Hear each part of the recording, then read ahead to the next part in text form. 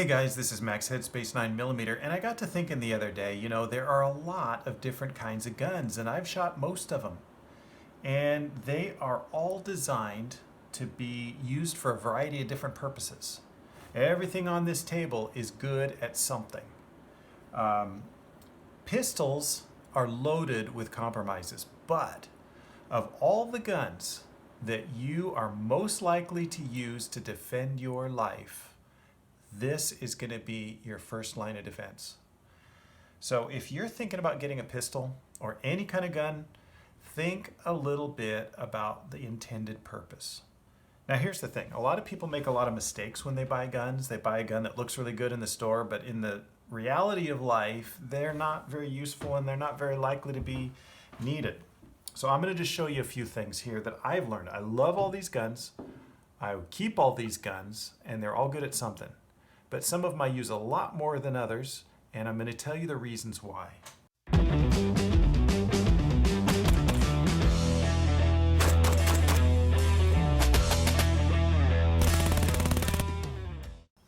Okay, we're going to start out here with a beautiful Israeli Weapons Industries Baby Eagle.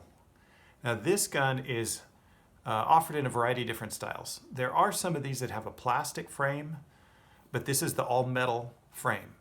This is a 45, and it is a stunningly beautiful gun. I absolutely love this gun. It fits your hand beautifully. All the controls are right where they need to be. It's got ambidextrous safety. It's got a hammer, and it's just an incredible gun. Now, what's great about this gun? You can shoot 45 very accurately and very comfortably because the weight of this gun keeps the recoil under control. What's not great about this gun is it's heavy. If you don't have the right kind of belt and the right kind of holster rig, this thing is going to wear you out carrying it all day long. But this is a bulletproof capable gun, and these things have been through many battles and lived to tell the story. Not great for most Americans to concealed carry, but maybe as a home security gun might be great. There's a few things here that I have carried over the years. Here is my holster, and this is my Springfield XD.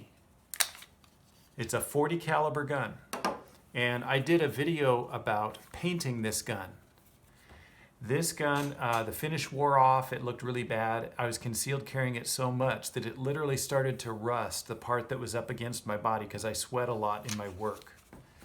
And these are great for concealed carry. I'm going to do another video about my Springfield XDs. I have as many Springfield XDs as I do Glocks, and that says a lot because I think for most people this could be one of the best guns that you could possibly get for defensive purposes.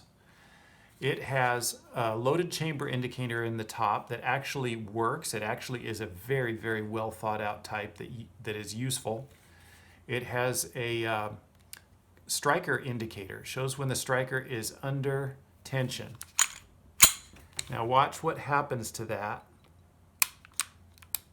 When I pull the trigger, you have to grip it correctly, first of all. Some people don't like these, but they work 100% of the time when you're gripping the gun correctly. Striker indicator goes away. So that shows you've got two things there that show you the condition of your gun, and I think that's really important in real life circumstances. This gun is not so big that it's difficult to carry. You can carry it just about everywhere in most every circumstance. And it comes in 9, 40, and 45, maybe even more calibers, but that's what I know about. All right, now here's its big brother. This is a full-size handgun. This is like a military sidearm type of gun. Standard capacity of 19 rounds. I really like Springfield XD magazines, way better than Glock magazines. They are robust. They slide right in and right out. They are so nice to do mag changes. They never hang up.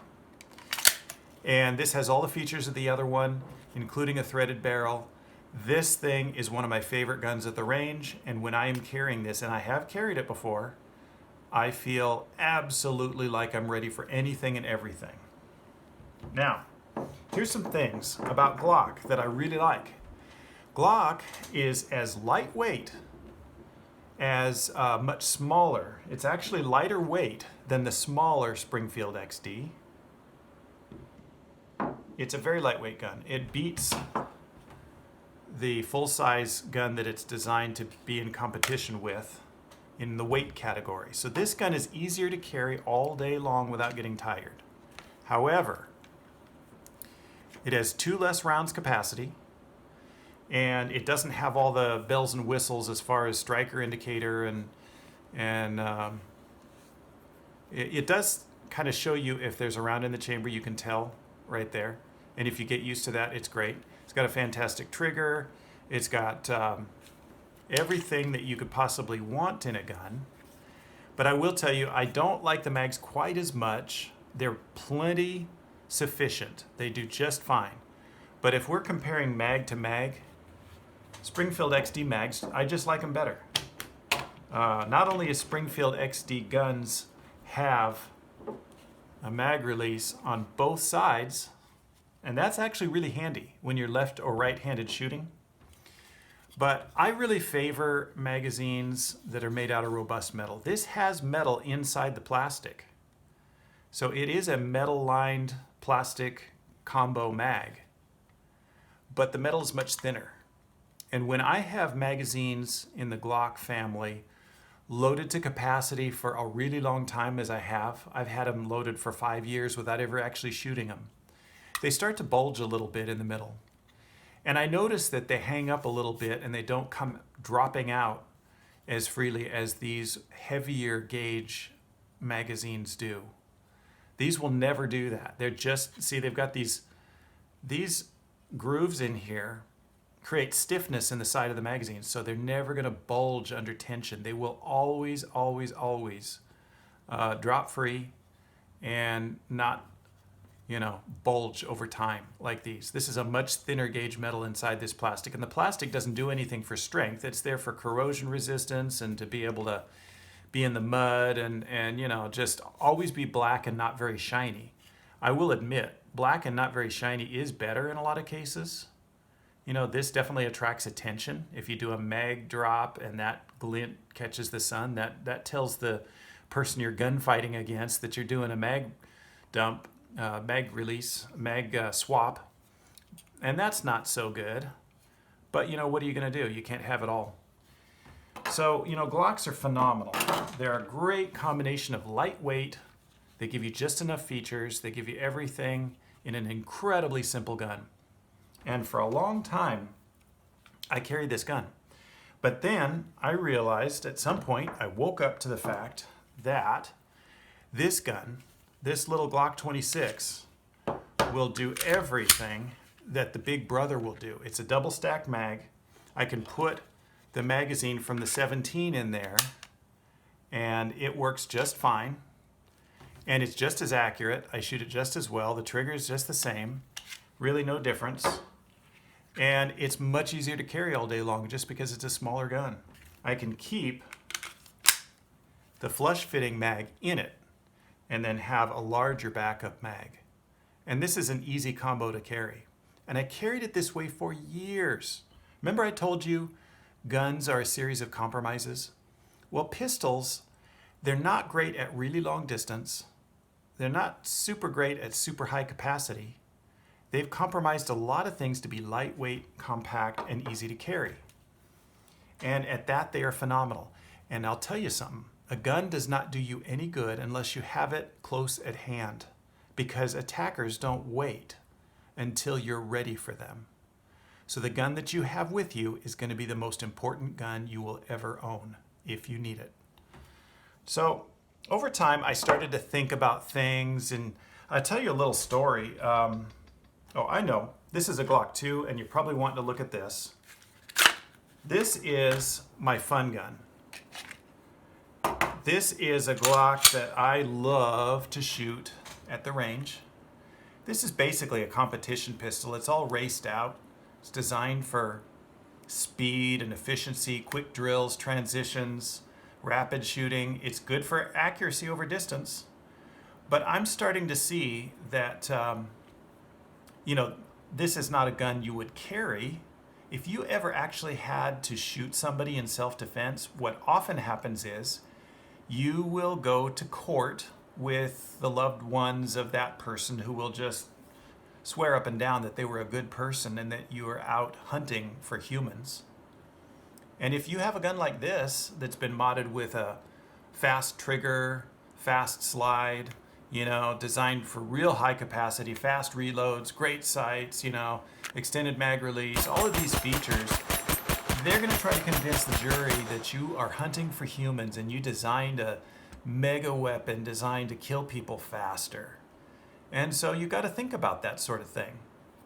Not only that, but this trigger is so light and so fast that in a panic situation, it might not be the best thing. It might be good to have a trigger that makes you pull it a little longer and a little slower than,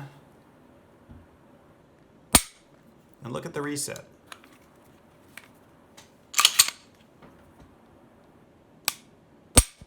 So that's a great trigger for fun, but for self-defense, it may not be the greatest.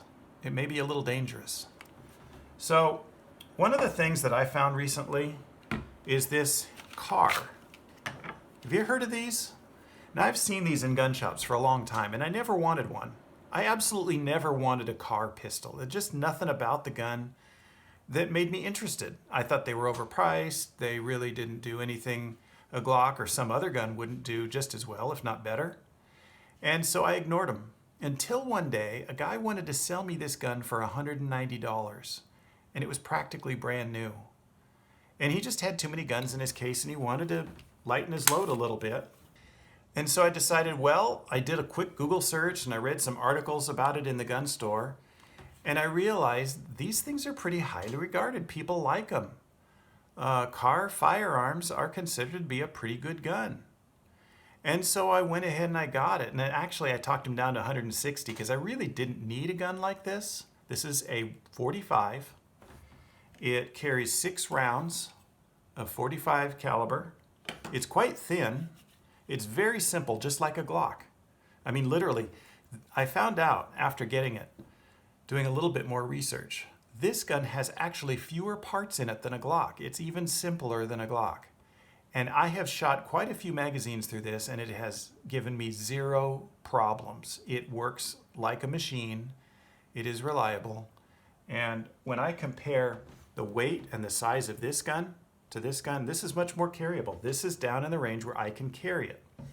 This will do just about everything that a 1911 will do, but in a much smaller package. It will use 1911 magazines, and I'm really glad I got it. I was planning on selling it because it has this really long, really creepy trigger pull. Let me see if I can show you this. Okay. So the trigger is really creepy and really sweepy. And then there's a long reset. And then a long creepy trigger again. And that's not something I generally like too much. But when I took this to the range and I started target shooting with it, I found that that smooth, creepy trigger was really quite good for accuracy. It is silky smooth. There is no grit whatsoever. It breaks like a glass rod, and it kind of slows my pace down and makes me concentrate a little bit more on lining up my shot. And it sort of surprises me when it breaks. It's not in a predictable place because it doesn't stack or anything. And so I started to really like this trigger, and I started thinking, in a defensive situation, you need a combination of a variety of things. Sure, speed is important, but I would imagine that being able to really think out your shot and take your shot at a particular pace that makes sense, where you've actually had time to line everything up and not be in a panic and assess the situation. Accidents happen to concealed carriers. If you got too light a trigger, it can be a liability. And so I'm growing really fond of this trigger. It's not what I normally take to, not what I normally get excited about, but I've been carrying this gun and I really like it. And I've found, too, that it's easier to carry 2 small guns than 1 bigger gun because you can distribute the weight more. This is a Glock 42. It's a 380. And a lot of people buy 380s as their first gun. A lot of ladies like 380s. A lot of first-time shooters. They kind of look at these guns as being smaller and less intimidating. You know? Less to be worried about. But there's a problem there. The truth of the matter is, you go down in caliber to something like this, and the more you diminish the gun, the more you have to increase the skill of the shooter. Shot placement becomes increasingly important when you shoot a small caliber like this. You need to be able to hit your target. You're not going to be able to rely on the loss of blood pressure like you would with a 45. So I would actually recommend that guns like this would be for people who are experienced shooters, not the first-time shooters. Practice on a 22, get really good and competent, and if you want something like this for a backup, that's great, but be an accurate shooter before you commit to something like this, because it's not going to do the kind of damage that a 45 or a 9mm would. Now, I got this right away when I decided after shooting this, and then decided I want this for a concealed carry option. I went ahead and got a nice holster for it, and this thing has been my constant companion, except for when I'm dressed appropriately for wearing a double stack pistol, or when I carry the PMR-30. Now, carrying a variety of different guns requires a lot of discipline because they all operate in different ways, and you get kind of wired into how a gun works. And all of a sudden you go to shoot another gun and it doesn't work the same way, and it's kind of awkward. So that's where practice comes in. You have to practice. Now here's another issue that I've noticed. There is a big trend right now. People watch 3-gun matches and competitive shooting, and they start to think, wow, look at that. These guys all have RMRs on their guns. Well, you know, that sounds really nice. You look at these guns that are decked out with these things, and you think, wow, those guys have them. Maybe I'll be a good shooter like them if I get one. And that's something that I kind of got into for a while too. But I'm going to tell you something. RMRs are nice. They are actually one of the most unnecessary trends I've seen lately.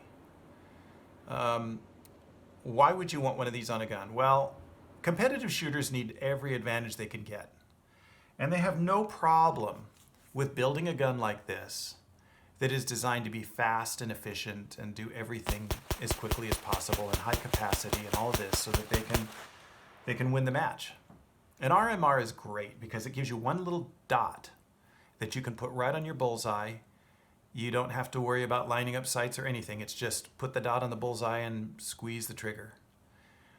RMRs are great for certain things. But here's what they are not good at, and here's why I mention it. RMRs are not what I would ever consider putting on a concealed carry pistol. And there's a few models coming out right now that are just small enough to fit in your pocket pistols that have cuts for RMRs or come with them already mounted on. And I think that's the silliest thing I've ever seen. Get them if you want. You know, it's your gun. But if you're going to carry that thing for concealed carry, the last thing in the world you want is an RMR. And the reason is concealed carry guns get dusty.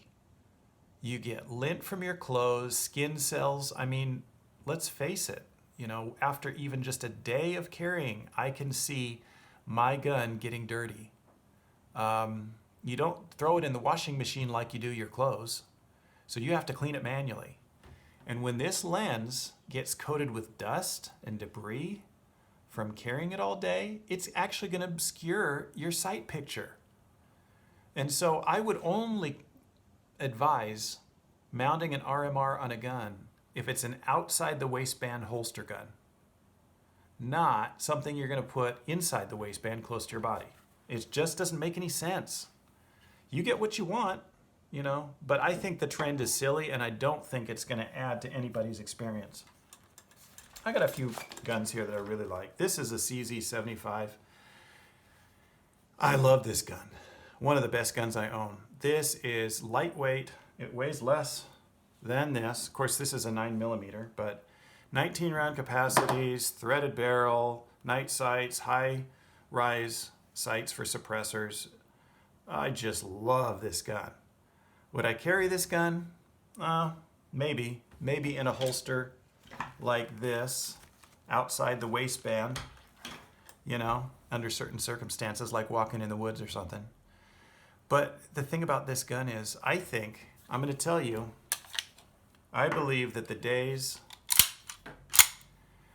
of the hammer are limited in number. I think revolvers and hammer-fired guns are on their way out. I think they're cool. Believe me, I love them. But, you know, we just don't need them anymore. There's just not much purpose behind them. Even the military doesn't think so. So, you know, enjoy them while they last, because I don't think they're going to be hugely present in the next 10 or 20 years. As much as I love them, I just don't really need that feature. And I've shot a lot of guns, and I don't really feel like there's any need for that anymore. All right. We're talking about concealed carry here. Now, this is an interesting option that I talk to people about. This is a pistol, okay? This is in the ATF category of pistols. And they made the rules. I believe that this thing will fit as qualified for concealed carry with your license if you have one. I mean, and this is actually small enough. This is a 300 blackout pistol. This is actually small enough to put under my coat. I could put this on under my coat, hang it by a sling around my neck. I could walk around all day long as I don't take my coat off, and nobody will know I have this. Now, why would I do that? Well, if there's a zombie apocalypse, this would be a great neighborhood security gun. It really would. But other than that, not very practical. It's a lot of fun, though, I'll tell you that much. A lot of fun. And it's pretty good out to about 100 yards. And I can suppress it, and it's still very small. Okay, here's another thing I want to talk to you guys about. Have you guys heard of the Glock RTF frame? I love this texture. People stipple guns a lot. And, you know, you can customize a gun, grip, by stippling it. And I totally get that. I've felt a lot of stippled guns, and I kind of like the way they feel and the way they fit. But I'll tell you what, the RTF was kind of an experiment Glock did. And a lot of people complained that, oh, it's just way too abrasive on my skin for concealed carry. But a lot of people really like these, because when you grip these guns, they are grippier than skateboard tape. They are about as grippy as any stippling job you're going to find. So if you want something like that without having to do a stippling job, look for a Glock RTF in 17. That's what this is. This is 17. I believe they make them in for 19s and other models as well. About $100, and you get yourself a lower. You can put any slide you want on there, and you're off and running. Now, what is this gun right here? You know, if you've been watching my channel any time at all, you know I like to build guns. This is kind of an experiment. Now, I love, when I go to the range, I love to do rapid shooting. I love to shoot this gun as fast as I can. How many rounds I can get on my target in as short a time as possible. That is what is the most fun to me. 19 rounds, 20 rounds, 22 rounds, whatever I put in this gun, or even 33. That'll take out just about anything. There's just no limit with this gun. But here's the thing. These sights, while they're great sights, they're high-rise, black sights, adjustable in the back. These are great sights for, lining up and making careful, precise shots. But you know what? When I quick draw and I just let fly with a bunch of lead and empty a magazine, I'm not even looking at the sights. Sometimes I'll even draw and fire at my target with my eyes shut. And you know, training and muscle memory allows you to hit your target whether you use the sights or not. I challenge you to try that sometime with your own gun. And if you can't do it, maybe you need to practice a little bit more. So here's something weird that I'm making. I have this pet project I've been wanting to do for a long time. So I sent away to Glock. I actually sent away to Lone Wolf. And look at what I got. This is a stainless steel slide. It's all milled out for all the parts. And this is the way they look before they fancy them up with all kinds of RMR cuts and slide doodahs and everything like that. What I'm going to do with this, you'll notice there are no sight cuts in here. I'm going to leave it like this. I'll probably even polish this all up to a mirror finish. It's going to look pretty cool when I'm done. Going to be able to see my reflection in this. Not that that's a good picture. But still, it'll be a really pretty art gun. And it's going to have no sights whatsoever. And when I put this on my, where'd I put it? When I slip this slide on my Glock 17, it's going to prove the point. I'm going to practice shooting without any sights at all. And I'm going to work on that intuitive awareness. Because when you're talking about defensive shooting, you know, we talk about 3-gun matches and all these things. Those have their roots in defensive shooting. They are for training and improving a person's skills at defensive shooting. John Wick and all these movies, Tom Cruise, all these people making movies about assassins, ultimately, it all comes down to defensive shooting. And what is the best means of defensive shooting? Well, most of the time, defensive shooting is very close range. Very close. So close that aiming is almost pointless. You see John Wick in his movies, you know, those bad guys are right on top of him. There is not much point in him aiming. He knows right where they are, and he knows exactly how to hit his target, whether he's aiming or not, because he's looking all around, he's defending himself with one hand and shooting with another. And the truth of the matter is that is kind of the holy grail of defense, being able to shoot without even using sights at all. Just knowing where that gun is pointing at all times is the ultimate in muzzle awareness. So I'm building this gun as my ultimate muzzle awareness gun. And my goal is to be a Zen master of shooting. I want to be able to hit my target without even relying on sights at all. And so I'm making a commitment to that endeavor with this build. This is a tin-coated barrel. I got this at Aim Surplus. It's threaded, and it cost $99. If you want one, if you've ever wanted a threaded barrel for your Glock 17, I would look them up, see if you can get that deal. Anyway, I'm going to show you more and more about this as time goes on. As I get new parts and start building it and start using it, I'm going to begin to show you the accuracy, because every gun is suited well for something. And this weird gun is going to be suited for training. And maybe I'll even carry it someday. I don't know. But I appreciate your listening to my rant. I hope some of what I've said is useful to you. And after many years and many guns, I hope what I learned is helpful and gives you some food for thought. Maybe it'll save you a few bucks, and maybe it'll help in your search for the ultimate in concealed carry or defensive pistols and firearms. So thanks for sharing the journey with me. I really enjoy it. This is Max Headspace 9mm. Have a good one.